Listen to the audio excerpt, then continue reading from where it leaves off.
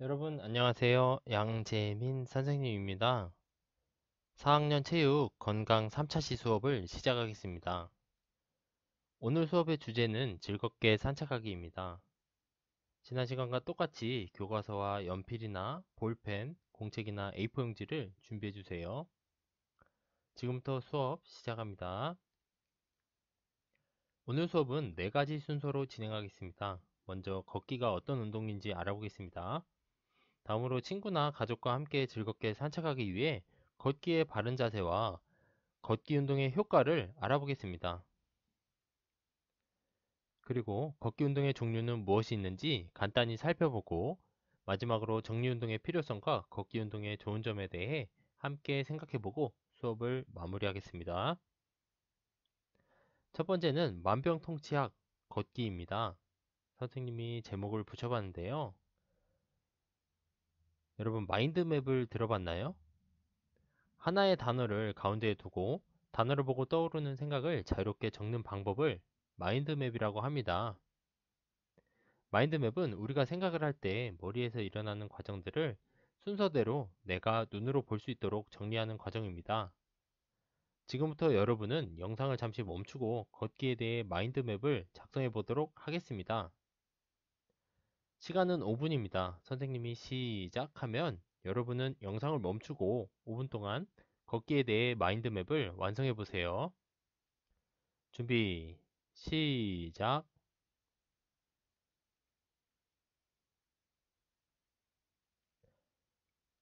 그만. 여러분 반드시 영상 멈추고 작성해 봐야 합니다. 여러분이 마인드맵을 어떻게 그렸는지 궁금하네요. 선생님이 완성한 마인드맵을 같이 살펴보도록 하겠습니다. 선생님은 걷기 하면 다이어트가 떠올랐습니다. 선생님도 다이어트를 위해 하루 30분 이상 꾸준히 걷기 운동을 하고 있습니다. 꾸준히 운동을 하면 자연스럽게 건강이 좋아지기 때문에 건강 증진이라는 말을 적어봤고요. 건강이 좋아지면 또 기억력이 강화되겠죠? 선생님이 생각하는 걷기의 가장 큰 장점은 혼자서도 할 수 있지만 부모님, 형, 누나, 오빠, 언니, 동생과 같이 할 수 있다는 거예요. 걷기를 함께 하면 자연스럽게 가족들과 함께 보내는 시간도 늘어날 것이라고 생각합니다. 걷기 운동을 하면 또 어떤 점이 좋을까요? 교과서 14쪽 왼쪽 위를 보면 걷기 운동의 효과에 대해 설명하고 있습니다. 같이 읽어볼까요? 걷기를 꾸준히 하면 여러 질병을 예방할 수 있고 운동을 오래 할 수 있는 힘도 기를 수 있어요. 이러한 장점 말고도 수많은 장점이 있을 거예요. 어떤 장점이 있을지 고민하면서 걷기 운동에 대해 좀 더 알아봅시다. 지금부터는 친구, 가족과 함께 즐겁게 산책하기 위해 어떤 자세가 걷기에 바른 자세인지 알아보고 걷기 운동의 효과를 알아볼게요. 먼저 우리가 주목해야 할 것은 무엇일까요? 첫 번째는 운동복입니다. 운동복은 신체 활동을 할 때 편하고 땀을 잘 배출하는 그런 옷을 입어야 합니다. 면으로 된 옷을 입고 오랜 시간 걷게 되면 땀을 흘렸을 때 옷이 축축하게 젖게 됩니다. 그러면 바람이 불 때 땀이 식으면서 추워지기 때문에 감기에 걸릴 수 있어요. 그래서 걷기 운동을 할 때는 반드시 땀을 잘 흡수하고 바람이 잘 통해서 옷이 젖지 않는 그런 옷을 입어야 합니다. 물론 면으로 된 옷을 입고 걸어도 됩니다. 걷기 운동을 하고 땀이 식기 전에 바로 따뜻한 물로 샤워를 하면 감기를 예방할 수 있습니다. 두 번째는 운동화입니다.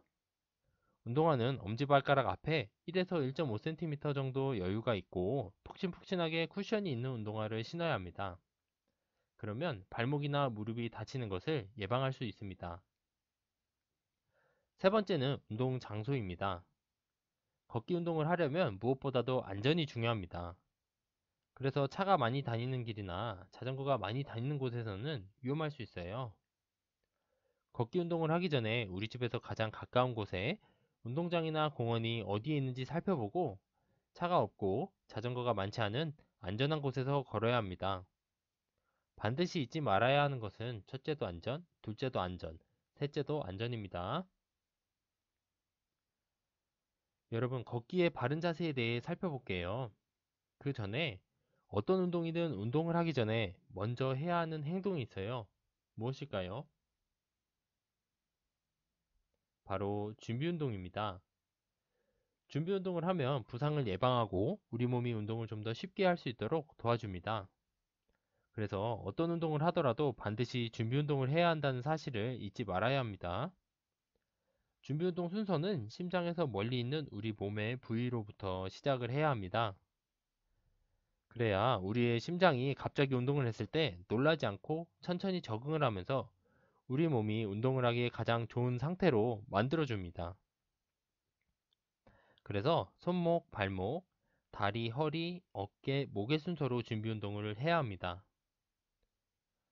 준비 운동이 끝났으면 이제 천천히 걸어야 합니다. 처음부터 빨리 걷는 것이 아니라 천천히 걷고 서서히 속도를 올려서 빠르게 걸어야 합니다. 천천히 걸을 때 바른 자세에 대해 살펴봅시다. 먼저 배에 힘을 주고 등을 곧게 펴야 합니다. 시선은 내가 걸어가는 방에 10에서 15cm 앞의 땅을 바라보면 됩니다.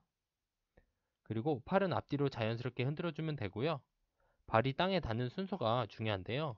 먼저 발 뒤꿈치를 내딛고 그 다음 발바닥, 발끝의 순서로 내딛어야 합니다. 평소에 내가 어떻게 걷고 있는지 잘 생각해 보세요. 이어서 빠르게 걷기입니다. 빠르게 걸을 때도 등을 곧게 펴야 하고요. 시선은 마찬가지로 앞을 바라봐야 합니다. 천천히 걷는 것과 다른 것은 팔꿈치를 알파벳 L자 또는 V자로 굽혀 90도로 만들고 팔을 앞뒤로 힘차게 흔들어야 한다는 것입니다. 그리고 중요한 것은 빠르게 걸을 때는 보폭을 내 키에서 100cm를 뺀 만큼 걸어주면 됩니다. 쉽게 생각해서 우리가 천천히 걸을 때 보폭에서 반 발자국 더 나아간 만큼 걸으면 되겠습니다. 이렇게 걷기 운동을 할 때는 준비 운동, 천천히 걷기, 빠르게 걷기의 순서로 나아가야 한다는 점을 잊지 마세요. 걷는 속도에 따라 걷기 운동 방법이 어떻게 다른지 알아봅시다. 걷는 속도는 사람마다 차이가 있지만 여러분 각자 자신의 기준으로 생각해 보세요. 선생님은 걷는 속도를 4가지로 나눴습니다.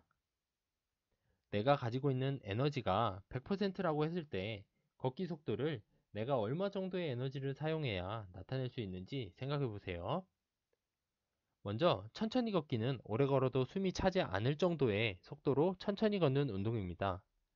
여러분이 더 이상 움직이지 못할 정도의 에너지를 사용한 것이 100%의 에너지를 사용한 것이라면 천천히 걷기는 대략 20% 정도의 에너지를 사용하는 걷기 운동 방법이에요. 다음으로 평상시 여러분이 걷는 속도를 보통 걷기 운동이라고 보면 약 40%의 에너지를 사용하면서 걷는 운동이에요. 그리고 옆 사람과 대화를 나눌 수는 있지만 약간 숨이 차는 정도로 속도로 걷는 운동이 바로 조금 빠르게 걷기입니다. 약 60% 정도의 에너지를 사용하는 운동이라고 보면 됩니다.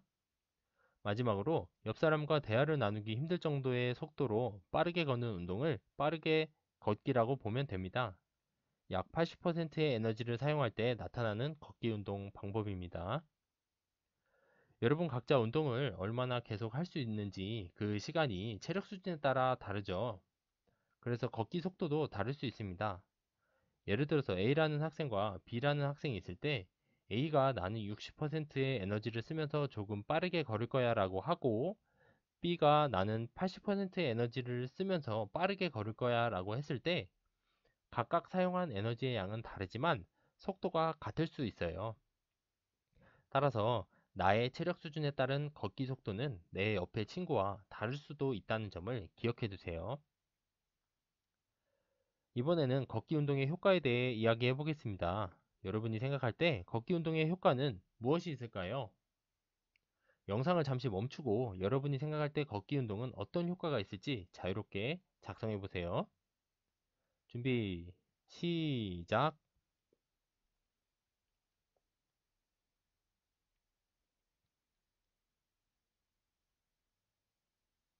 그만! 어떤 효과가 있을까요? 선생님이랑 같이 하나씩 알아볼까요? 먼저 걷기 운동을 꾸준히 하면 심폐기능이 좋아지고 혈액순환을 촉진해서 심장 질환을 예방할 수 있어요. 심폐기능이 뭘까요? 우리 몸의 혈액을 순환시키는 대표적인 기관이 바로 심장이죠.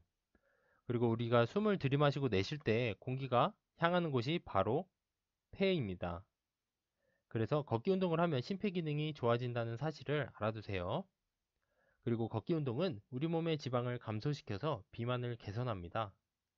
선생님도 체중 감량을 위해서 매일 30분씩 걷고 있다고 얘기했죠. 30분씩이라도 운동을 하니까 지금 체중을 유지하는 것 같아요. 그리고 걷기 운동은 당뇨, 고혈압, 고지혈증과 같은 성인병을 예방하고 치료하는 데 도움이 될 수 있어요. 당뇨병 환자들은 혈액에 우리 몸에서 에너지원으로 사용하는 당을 처리하지 못해서 아픈 환자들이에요. 그러면 당뇨 환자들이 아프지 않으려면 어떻게 해야 하죠? 당을 사용해서 제거해야겠죠. 그래서 당뇨병 환자들은 걷기 운동을 하면 많이 좋아집니다. 고혈압 환자들은 혈압이 높기 때문에 축구와 같은 격렬한 운동을 하면 위험합니다. 그래서 낮은 강도의 운동을 해야 하는데요. 걷기가 고혈압 환자들에게는 딱 알맞은 운동이라고 할 수 있습니다. 고지혈증은 혈액에 우리 몸에 나쁜 콜레스테롤이 많은 사람들이에요. 콜레스테롤은 쉽게 얘기해서 지방이라고 볼 수 있거든요. 운동을 하면 지방을 줄일 수 있죠. 마찬가지로 걷기 운동을 하면 나쁜 콜레스테롤을 줄일 수 있어서 건강을 유지하는 데 도움이 됩니다. 그 외에도 걷기 운동은 뼈가 약해지는 골다공증이 생기지 않도록 합니다. 그리고 스트레스, 불안감, 우울증을 감소시키는 장점이 있습니다. 마지막입니다. 걷기 운동은 혼자서도 할 수 있지만 같이 걸을 수 있다는 장점이 있어요. 혼자 걸을 때는 나한테 초점을 맞춰서 나만 생각하고 걸으면 되는데 같이 걸을 때는 같이 걷는 사람의 체력 수준을 고려해서 걷기 운동을 해야 합니다. 같이 걸을 때 어떤 순서로 걸어야 하는지 함께 알아봅시다. 먼저 같이 걷는 사람이 어떤 속도로 걷는지 미리 확인을 하고 체력 수준은 어떤지 확인을 해야 합니다. 그리고 여러분의 걷는 속도와 체력 수준을 같이 걷는 사람에게 이야기를 해준 다음 함께 걷는 속도를 결정해야 합니다. 무리해서 걷지 말고 함께 맞춰서 걸을 수 있는 속도를 함께 결정해야 합니다. 다음으로 운동 전에는 반드시 준비 운동을 해야 한다고 했습니다. 준비 운동의 순서는 심장에서 멀리 있는 부위부터 발목, 무릎, 허리, 어깨, 목의 순서로 하면 됩니다. 준비 운동을 하면 내 몸 상태가 어떤지 스스로 알 수 있습니다. 그래서 준비 운동은 반드시 해야 합니다. 준비 운동이 끝나면 걷기 시작합니다. 걸으면서 바른 자세로 걷고 있는지 서로 확인을 해줘야 합니다. 거울이 없기 때문에 같이 걷는 사람과 이야기를 하면서 자세를 수정하고 바른 자세로 걸을 수 있도록 노력해야 합니다. 마지막으로 운동이 다 끝나면 당연히 정리 운동을 하고 함께 걸으면서 느낀 점을 서로 이야기해야 합니다. 그리고 서로 이야기한 내용을 잘 기억했다가 다음에 걷기 운동을 다시 할 때 떠올리면서 걷기 운동을 하면 됩니다. 오늘 배운 내용을 토대로 가족들이나 친구들과 함께 즐겁게 산책하기 바랍니다. 알겠죠? 여러분, 경보가 무엇인지 알고 있나요? 경보는 걷기보다 높은 운동 효과를 기대할 수 있어요. 항상 무릎은 펴야 하고요. 발 뒤꿈치부터 내딛어야 합니다. 그리고 항상 한쪽 발은 땅에 닿아 있어야 합니다. 우리가 달리기를 할 때 잘 생각해 보면 두 다리가 공중에 떠 있는 짧은 순간이 있습니다. 그렇게 되면 달리기를 한다고 봐야 하고요. 경보는 반드시 한 발은 땅에 닿아 있어야 합니다. 나중에 개인적으로 궁금한 사람은 경보가 무엇인지 동영상을 한번 찾아보세요. 오늘 수업을 정리해 봅시다. 운동을 시작할 때 준비 운동을 반드시 해야 한다고 했죠. 마찬가지로 운동이 끝나면 정리 운동을 해야 합니다. 운동을 했기 때문에 가볍게 스트레칭을 하면서 다리 근육과 관절을 풀어주세요. 정리 운동을 안 하면 다리에 알이 배기거나 근육이 뭉칠 수 있어요. 그래서 정리 운동을 반드시 해야 합니다. 여러분, 오늘 수업을 듣고 여러분이 걷기 운동을 한번 꼭 해보고 즐거웠던 점과 힘들었던 점이 무엇인지 꼭 생각해보는 시간을 가져보세요. 같이 걸었다면 같이 걸었던 사람과 이야기를 나눠보세요. 오늘 수업을 듣고 여가 활동으로 걷기 운동을 실천할 수 있나요? 학교에 등교할 때, 그리고 집에 갈 때 항상 바른 자세로 걸으려고 노력해 보세요. 그러면 앞에서 선생님이 설명한 걷기 운동의 효과가 나도 모르는 사이에 나타날 겁니다. 오늘 수업 듣느라 대단히 고생 많았습니다. 모두 수고했습니다.